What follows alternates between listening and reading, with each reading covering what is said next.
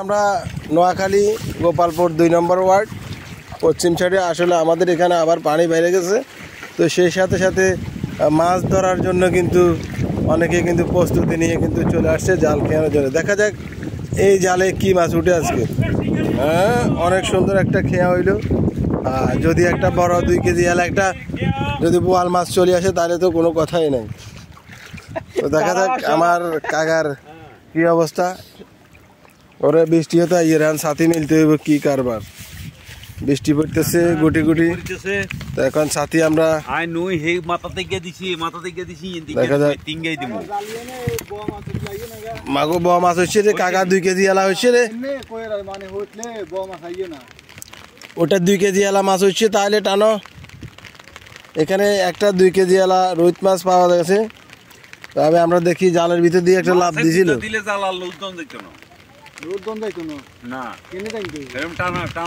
টানার উপরে রাখতে হইব তাহলে মাছ উঠবো।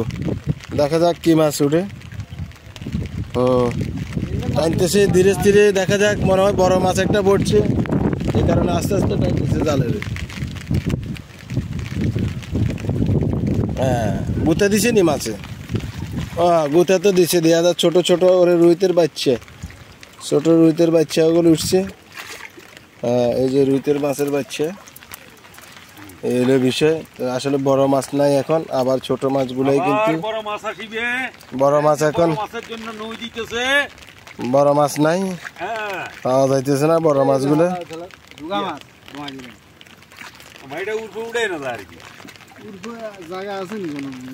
জায়গা নাই, এই কারণে এখানে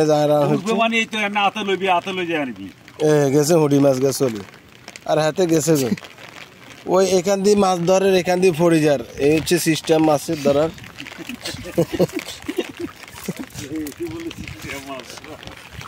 তো সকালে আমার কাকুল্লা একটা দোয়া করবেন, এই হলো বিষয়। আর আমাদের এলাকায় বড় জোক আছে বড় বড়, ওই জোক কই জোক কই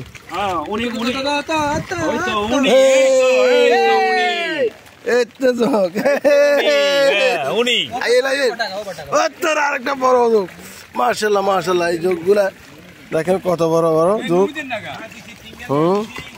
এই বিষয় সকালে আবার শেয়ার করবেন। আবার পানি কিন্তু বাড়ে গেছে, এই হলো বিষয়। তো সকলে শেয়ার করে দিবেন আমাদের এই লাইভটা। আস্তে আস্তে কিন্তু পানি আসলে ক্রমান্বয়ে বেড়ে চলেছে আমাদের এই নোয়াখালী পশ্চিম গোপালপুর। তো সকলে লাইভটি শেয়ার করবেন আর সকলে ভালো থাকবেন। আর কে কোথা থেকে দেখছেন অবশ্যই কমেন্ট করতে আপনারা ভুলবেন না। তো আল্লাহ হাফেজ, এই পর্যন্ত আজকে।